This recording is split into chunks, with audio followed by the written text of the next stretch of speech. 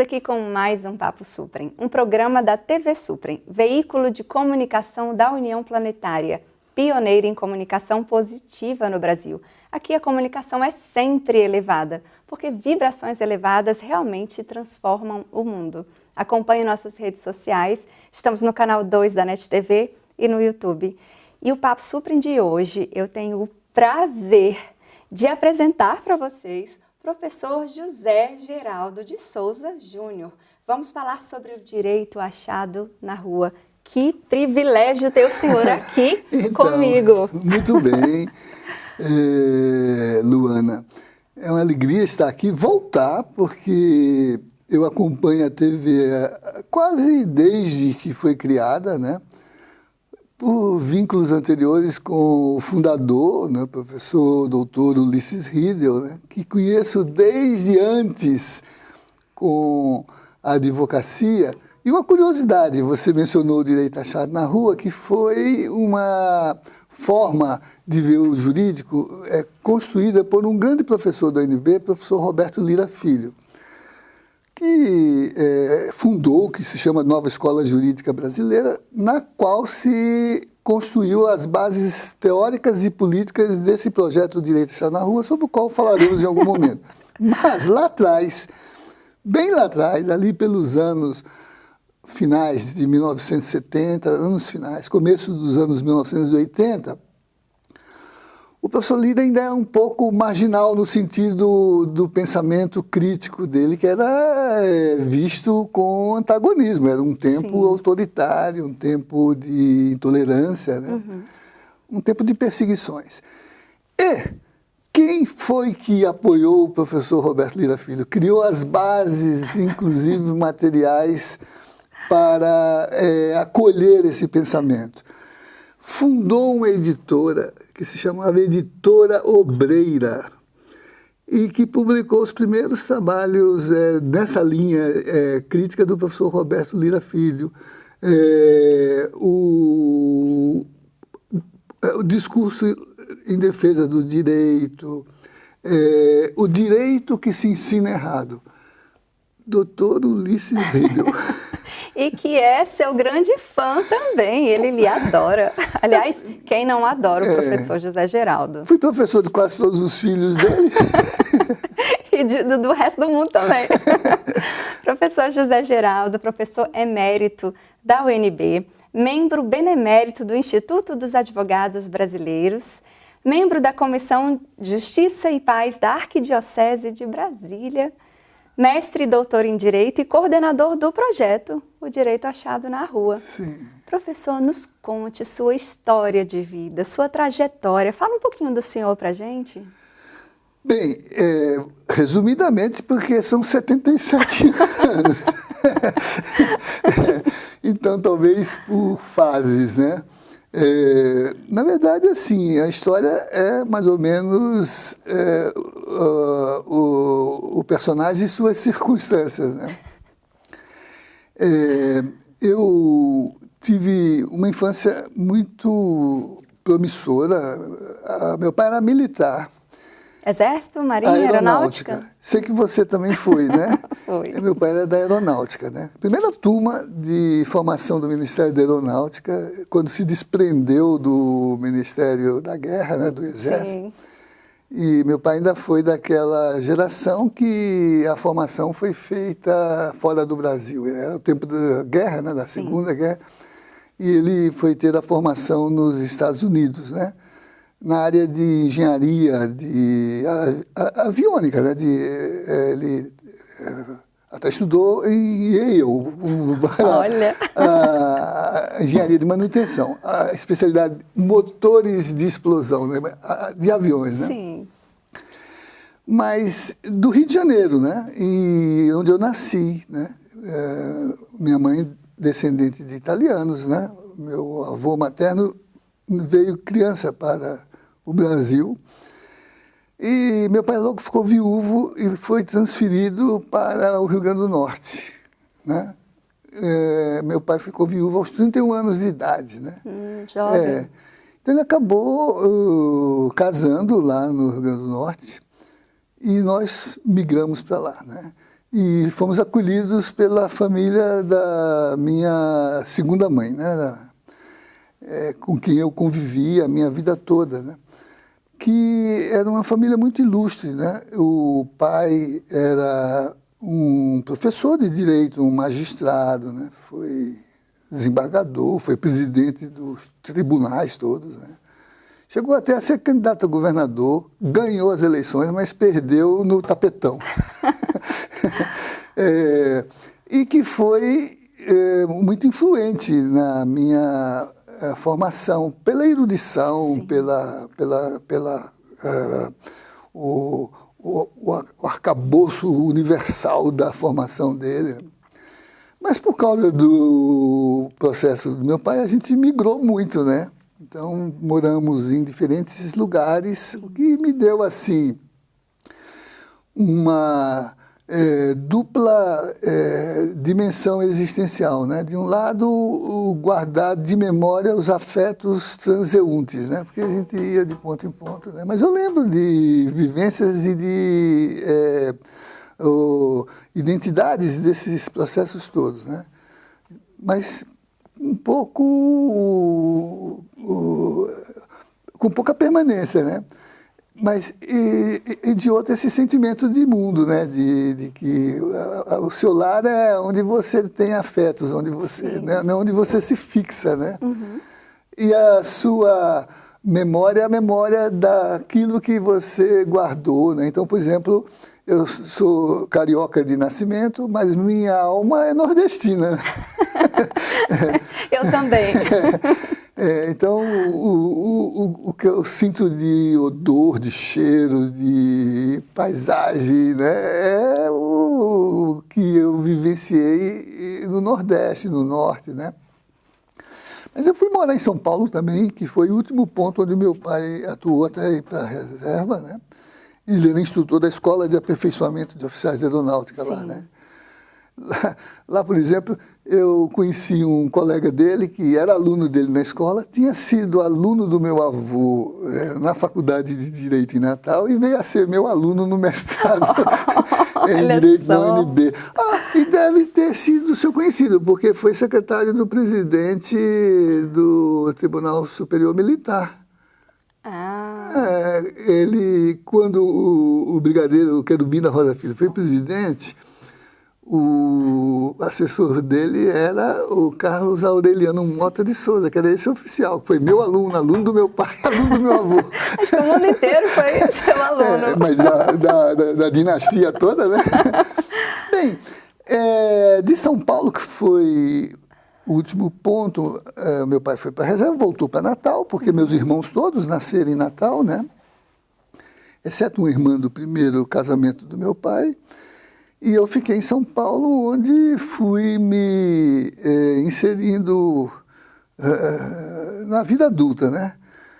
Enquanto eu me ajustava a uma escolha de profissão, eu tinha terminado, naquele tempo a gente dizia o colegial, né? Eu fiz o curso clássico, né?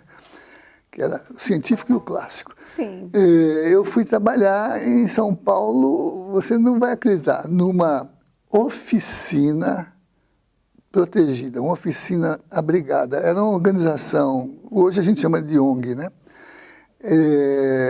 De apoio a gente dizia naquela época, deficientes mentais, né? Uhum. Ai, que bonito. Então, eu fui ser instrutor de deficientes mentais. Nossa, né? Que lindo! Muito digno.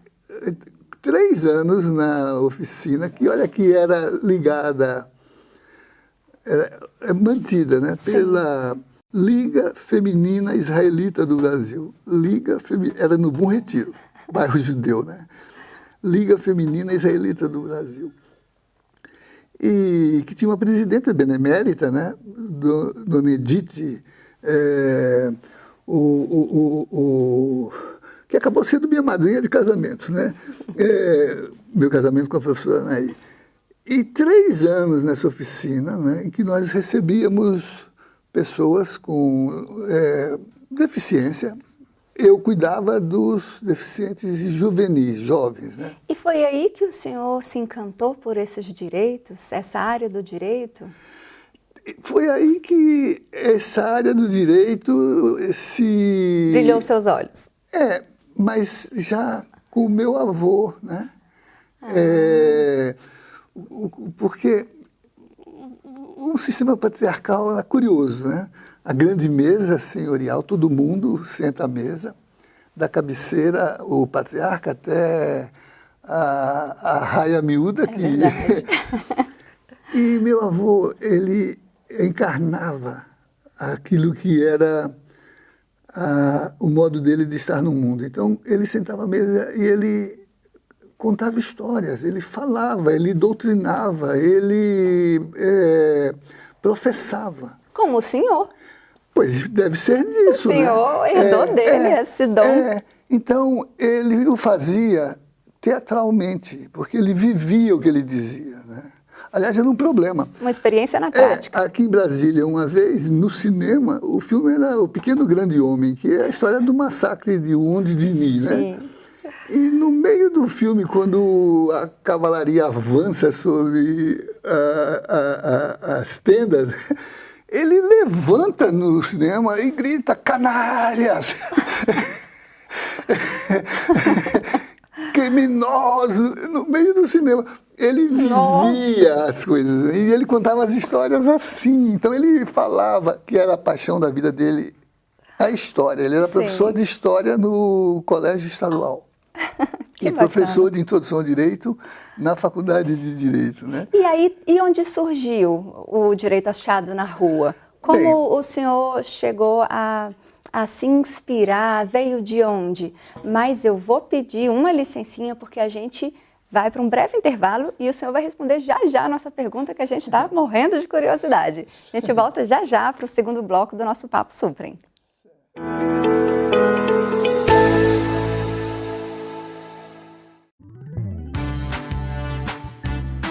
Venha com a gente! Vamos fazer um mundo melhor!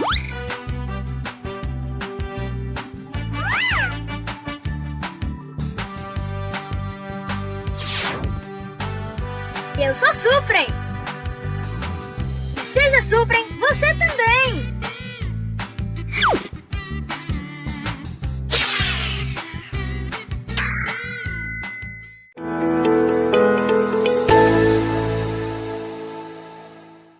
Estamos de volta com o nosso segundo bloco do Papo Suprem, e a entrevista de hoje é com o professor José Geraldo, esse ser humano fabuloso que tem muitas histórias e é um encanto de ser humano.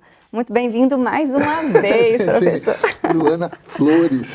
Luana Flores. Sobre o direito achado na rua, o que o senhor teve de inspiração, o que fez encantar? Eu falava do meu avô, né? Eu até tenho um texto sobre o desembargador Floriano Cavalcante de Albuquerque, um juiz à frente de seu tempo. Está publicado num livro que o filho dele organizou sobre essa biografia. Sim. Porque um homem dessa ilustração ficou na província, não foi para a capital. Colegas dele foram e se tornaram nacionais, né? Ele permaneceu na província. Mas as histórias dele, por exemplo, no meu texto eu conto a história dele, juiz. Olha que coisa, Luana. Ele era presidente do Tribunal de Justiça. Ele ia para o trabalho sempre com o terno, a roupa alinhado, de lotação, porque o presidente do tribunal não tinha carro próprio da instituição. Acho que as coisas mudaram. Mudaram. Não tinha essa, como diria assim, ostentação, que a gente tem hoje, né? O presidente do tribunal ia em seu próprio veículo, ou no caso dele, imagine você, ele ia de lotação, que não era o ônibus coletivo, mas era a gente chamava de marinete, né? Ou jardineira, né? Hoje a gente chama de van, né? Que fazia linha regular, mas menos tumultuada, era mais classe média do que propriamente... Também não tinha muitos automóveis na cidade, né? E um dia ele caminhava para o tribunal, que era no velho bairro da Ribeira, né? E ouviu alguém gritar, mas não tem um filho de Deus que me ampare na rua. Não tem alguém que me socorra, que me ajude. Ele se aproximou e era um homem da periferia, o bairro da Ribeira era um bairro mais popular, né? Que estava em face de um oficial de justiça que vinha tomar seus trastes, seus bens, porque alguma ação executiva.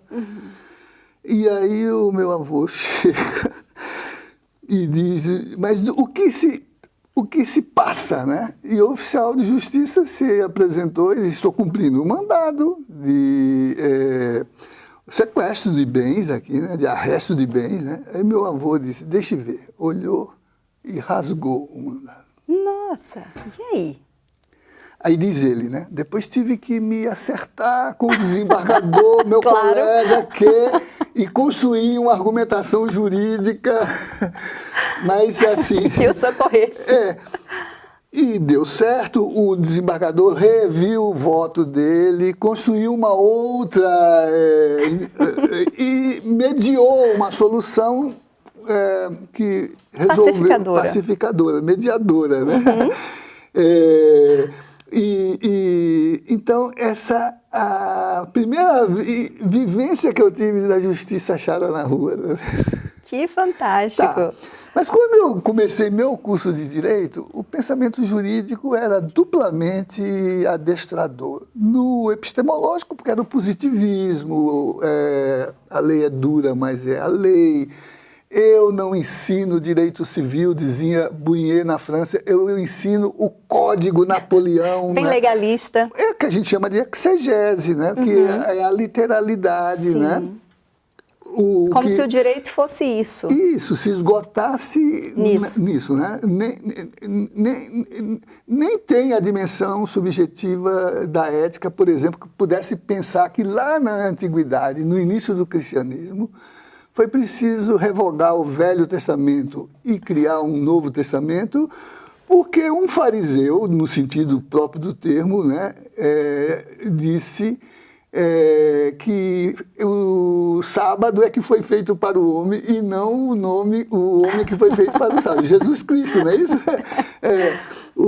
Então, tinha esse enquadramento regulatório que é axiomático no sentido epistemológico, porque é um modo de pensar o mundo, né, que está no legalismo do positivismo jurídico. Né? Então esse era o enquadramento. A gente não estudava o direito, a gente estudava as leis. As leis, a normatividade. Não existiam faculdades de direito, existiam faculdades de leis. Né? Um enquadramento. O outro é que é o contexto do período autoritário. Eu me bacharelei em 1973. Então a gente estava no auge da ditadura militar, que tripudiou até disso, porque criou uma sobreposição regulatória, por exemplo, a Constituição submetida a atos institucionais, e a legislação vinculada a uma lei de segurança nacional que matava as fontes do direito. Né? Você não podia se mobilizar como sociedade, né? Você era preso, torturado, assassinado. Né? E a educação era o adestramento, a injunção ideológica conformista a esses fundamentos. Né? Então, isto era assim, mas não era assim só no Brasil. No contexto ocidental, a gente tinha recrudescências ou sobrevivências de fascismo na Itália, em Portugal, na Espanha, né? Com essa mesma característica. E, de um lado, isso tudo, né, gerou muito protagonismo social, que, vamos dizer, inseriu nas relações de sociabilidade o inconformismo, a rebeldia, a desobediência, o protesto, a reivindicação, né? E começou a questionar as bases teóricas e políticas da ordem, né? Do ponto de vista teórico, a leitura crítica dessa realidade, a reivindicação paradigmática para pensar o mundo de um outro modo. Do ponto de vista político, a discussão sobre a legitimidade do poder.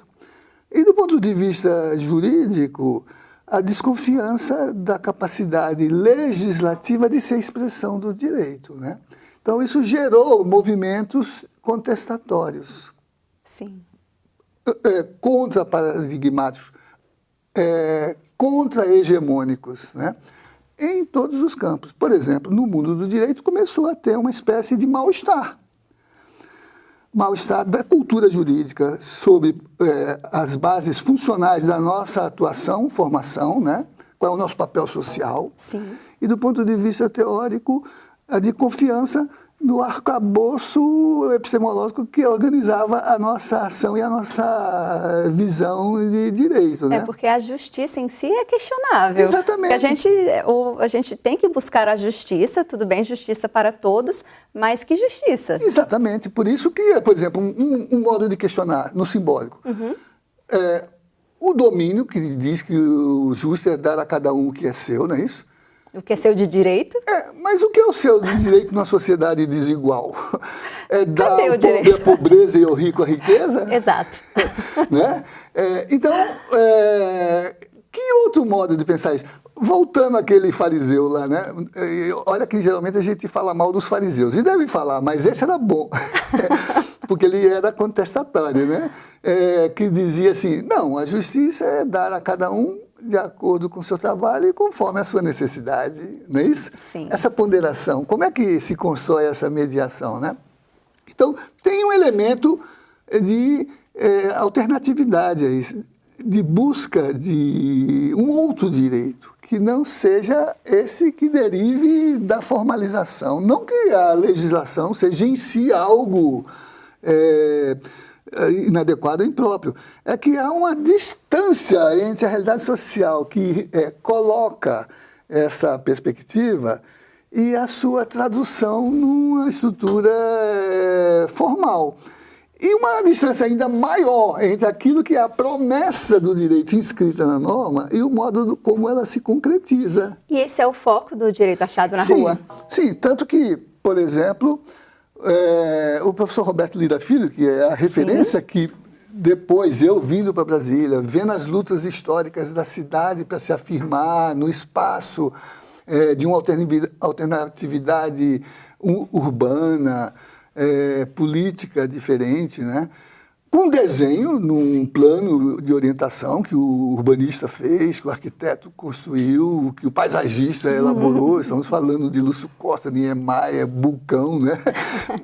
Mas que faz dela urbis, faz dela cívita, mas e a polis? A polis é o social que constrói, não é isso? Tomar-se, se afirmar como sujeito, reivindicar a cidade e construir uma narrativa da cidade, né?